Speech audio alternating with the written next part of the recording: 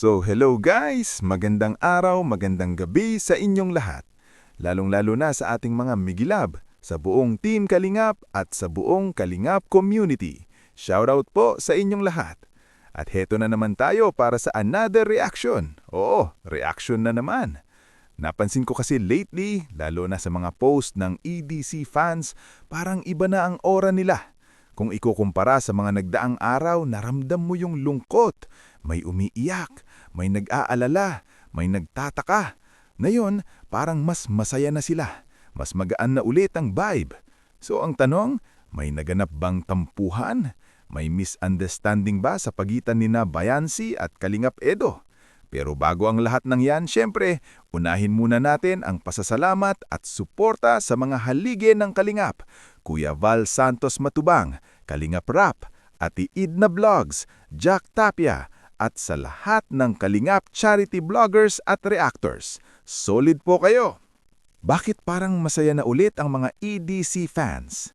At para sa kanya, natural lang daw yon. Lalo na sa mga solid EDC fans na nitong mga nakaraang araw ay ramdamang kaba at pangamba. Kasi nga may mga nakita silang senyales na baka may hindi pagkakaunawaan o tampuhan na naganap. Naalala nga natin, di ba? Yung isang live selling ni Kalingap Edo kung saan may nag-comment.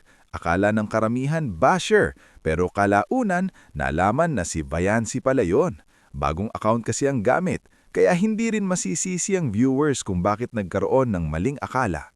At doon na siguro nagsimula ang konting tampuhan. Kasi minsan sa simpleng biro, sa simpleng salita, pwedeng magkaroon ng misunderstanding, lalo na kung may emosyon na involved. Aminin natin guys, normal yan. Normal yan sa mag-boyfriend at girlfriend. Normal yan sa mag-asawa. Normal yan sa mga taong nagmamahalan. Hindi pwedeng araw-araw puro saya. Hindi pwedeng walang tampuhan, walang away, kasi doon nga nasusubok kung gaano katatag ang isang relasyon. Sabi nga ng matatanda, doon mo malalaman kung gaano kalalim ang pagmamahal kapag dumaan na sa pagsubok. Ang medyo masakit lang para sa akin, napansin ko na tuwing may ganitong issue, may iilan na sumusobra sa mga sinasabi. Below the belt na, hindi na healthy. Kesyo ganito si Edo, kesyo ganyan, kung ano-ano na lang. Guys, wag naman ganun. Kung fan ka, maging responsable ka rin sa mga sinasabi mo. Ang tunay na fan, marunong magtiwala. Ang tunay na fan, marunong umunawa. Kasi tandaan natin, sinabi na rin ni Kuya James dati na kung may ititigil man, hindi yan basta-basta. Kaya natural lang nakabahan ng fans nung narinig ang salitang ititigil. Hindi pause, hindi pahinga, kundi parang tuluyan. Kaya talaga namang mapapaisip ka. Pero ang mahalaga ngayon, napag-usapan na nila. Bukas sila sa pag-aayos, hindi sila nagtalikuran. Mas okay na yan kaysa kimkimen ng sama ng loob. At tungkol naman sa mga posts ni Bayansi, guys, normal yan sa isang babae. Lalo na sa edad niya, 18 years old, expressive, may emosyon. Hindi lahat ng post ay may masamang ibig sabihin. Marami lang nagsasabi tungkol sa first love. Sabi nga nila, first love never dies. Pero mas gusto kong isipin ito bilang true love. Kasi ang true love, hindi lang emosyon. May effort, may sakripisyo, may paninindigan. Kung tutuusin, kung hindi seryoso si Kalingap Edo, hindi siya gagastos, hindi siya mag-e-effort, hindi siya maghahatid sundo, hindi siya gagawa ng album, tribute, at hindi siya mag-iipon ng alaala. Ang taong walang nararamdaman, hindi gagawa ng ganon. Kaya sa mga nagdududa, laliman natin ang pag-unawa. Hindi lahat ng hindi nakita ay ibig sabihin may mali na. Minsan busy lang, minsan may valid na dahilan. At ngayon kita naman natin, masaya na ulit sila. May kulitan sa live, may lambingan, may kilig na bumabalik. Dagdag pa dyan ang bagong look ni Bayansi. Mas blooming, mas confident, mas maganda. Natural yan kapag inaalagaan mo ang sarili mo at masaya ang puso mo. Kaya sa lahat ng EDC fans, congratulations sa inyo! Masaya na ulit kayo. Sa mga nagduda noon, sana ngayon ay mas malinaw na sa inyo. Tandaan natin, normal ang tampuhan, normal ang away. Mas nagiging matibay ang relasyon kapag nalalagpasan yan. At kung totoong walang relasyon, walang tampuhan. Kung may tampuhan, ibig sabihin may pinanghahawakan.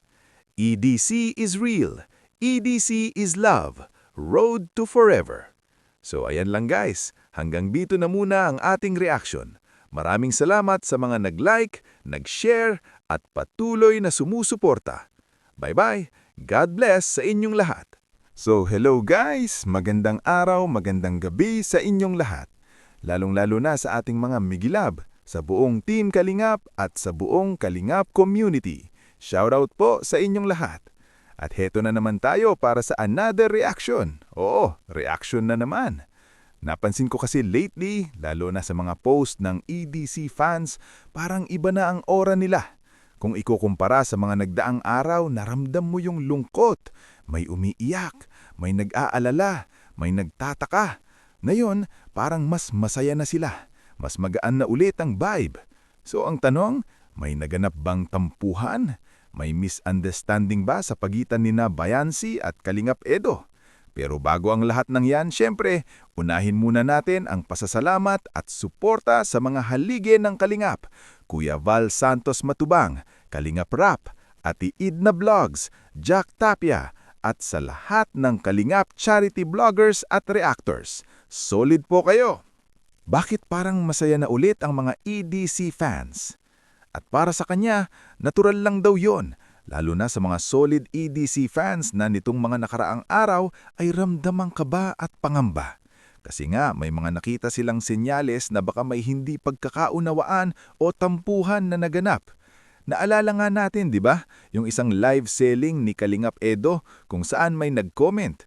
Akala ng karamihan basher, pero kalaunan nalaman na si Bayansi pala yun. Bagong account kasi ang gamit. Kaya hindi rin masisisi ang viewers kung bakit nagkaroon ng maling akala. At doon na siguro nagsimula ang konting tampuhan.